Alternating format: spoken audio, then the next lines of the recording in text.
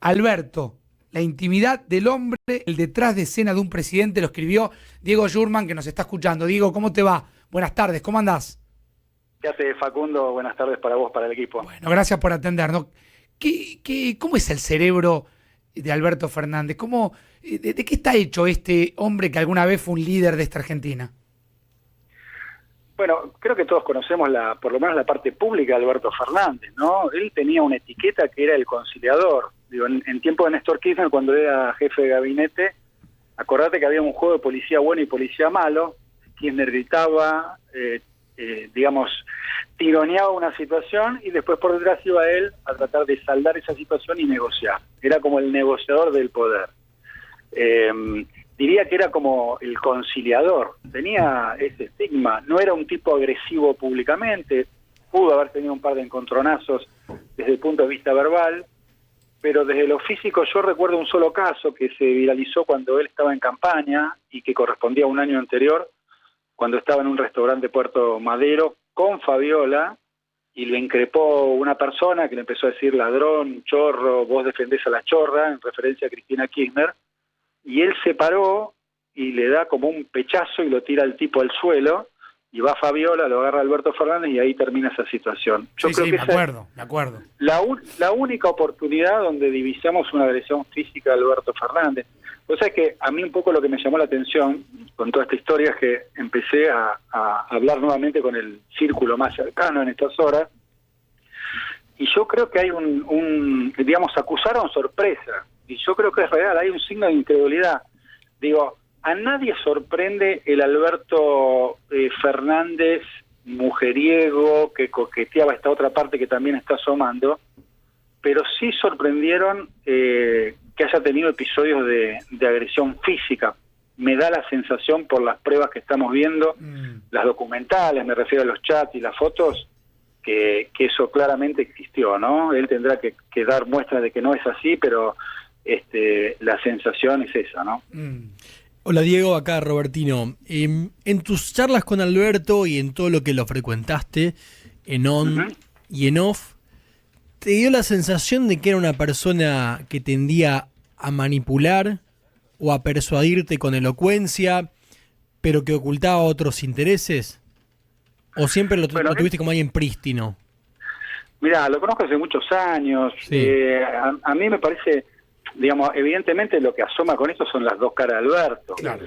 Yo, debo decirte que también me mostré sorprendido por esta faceta de la posibilidad de que sea un golpeador. Lo tendrá que mostrar la justicia. Insisto que hay fotos, digamos, elocuentes en principio, ¿no? Pero era un tipo, insisto, él era el que conciliaba las posturas.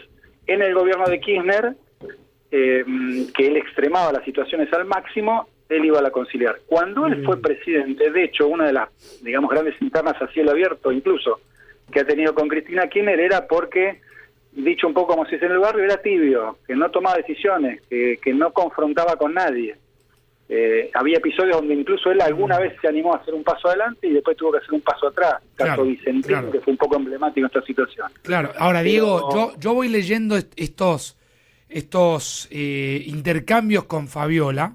Y ahora te quiero preguntar también por Fabiola, si tuviste la posibilidad de conocerla, si camino a esta investigación o a este libro, que es muy interesante porque balconea la intimidad de un presidente, la conociste. Ahora, yo voy leyendo esto. ¿Vos reconocés ahí a Alberto Fernández, o por lo menos el Alberto que vos frecuentabas para el libro, o que lo has entrevistado como periodista de política?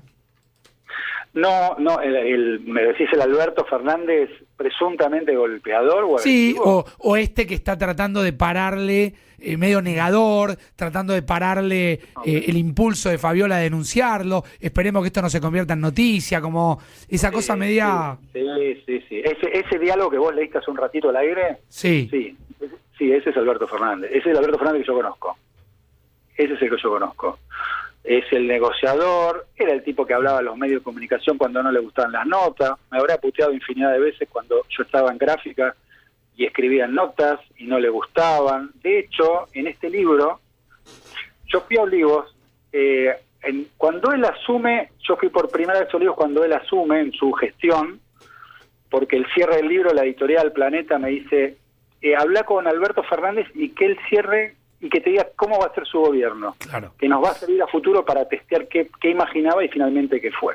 Yo me resistí al principio, finalmente lo hicimos, me pareció al final que era una buena idea, y después voy, una vez que sale publicado el libro, unos 2 meses después, voy a verlo a él, le doy el libro, y esperaba alguna suerte de evolución, a ver qué le había parecido, porque, digamos, él no tenía el recorrido del libro, me vio en toda la campaña estando cerca de él, de su gente, hablando con todo el mundo, pero no tenía el contenido. Y vos sabés que se enojó con una cosa, o me reprochó, no se enojó, pero me reprochó una cosa, que yo puse que Cristina Kirchner era la jefa del espacio. Y me dice, mi jefa no es. Mi único jefe fue Néstor Kirchner. Que en aquel momento era una crítica, digamos, a un tramo del libro, pero a la luz de los hechos, a lo largo que, digamos, digamos, en todo el recorrido de su gestión y lo que pasó con Cristina Kirchner, me parece que graficó de alguna manera efectivamente que él no respondía a ella, Claro. porque fue lo que te decía la interna a cielo abierto, y después si querés agregarle, porque estas son lecturas posteriores, ¿no? La que hace Mayra Mendoza, que decodifica que esos chisporroteos internos fueron parte del perfil de un Alberto machirulo que maltrataba a las mujeres. No, yo no lo leí tan Claro, así, claro, pero bueno, claro, te digo claro. que a la luz de los hechos alguien lo leyó así, que fue Mayra Mendoza. Diego, y hasta que se conocieron todos estos episodios, los de la denuncia de Fabiola, él venía trabajando como una línea de construir su propio legado en cierta soledad, con la ilusión de que con el tiempo iba a haber una especie de reivindicación a su mandato que ahora parece quedar todo tirado por la borda, ¿no? Pero ¿tenía él como Mirá, esa ilusión por lo que conoces?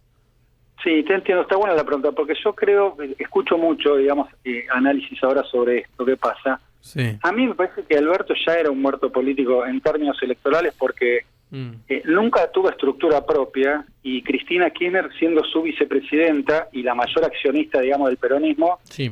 le soltó la mano en la mitad del mandato, muy en desacuerdo con lo que había hecho Alberto y con lo que no había hecho Alberto Fernández. Claro. De hecho, había un vacío de poder que el último año de Alberto le delega el teclado, la Claro, palanca claro. del gobierno a Sergio Massa. Es decir, el último año de gobierno fue Sergio Massa haciendo campaña Total. con una empresa realmente difícil que era ser ministro de Economía y a la vez candidato en un país con una inflación indomable, ¿no? Está claro. Diego, por último, apelo ahí a tu brevedad. ¿A Fabiola la conociste, la entrevistaste para el libro? ¿Te interesaba escucharla? ¿O te focalizaste más en el perfil político y no tan personal? No. Sí, yo no fui al personal. De hecho, digamos, hoy mirando el libro aparecen algunas personas de estas que son tan mencionadas por estas horas, algunas no tanto, ¿no? Por estas horas en la intimidad, cuando fueron los festejos y demás, que en ese momento yo no tenía la menor idea de por qué estaban ahí. Bueno, uno puede codificar algunas cosas después Claro, de lo claro. que se va conociendo, pero Fabiola no era parte de esa escenografía. Fabiola era alguien que estaba retirada, digamos, de ese círculo. Tuvo algún momento, digamos, de festejo íntimo en la casa cuando ganó. Me acuerdo un brindis que estaba ahí Pepe Albistur y estaba Fabiola, pero Alberto Fernández no la tenía cerca, ¿eh? Era una relación fría, distante, y de hecho todos conocimos, una vez que explotó este escándalo, que ya estaban separados y que ella ya no dormía con él, sino que estaba en la casa de huéspedes de Oliva.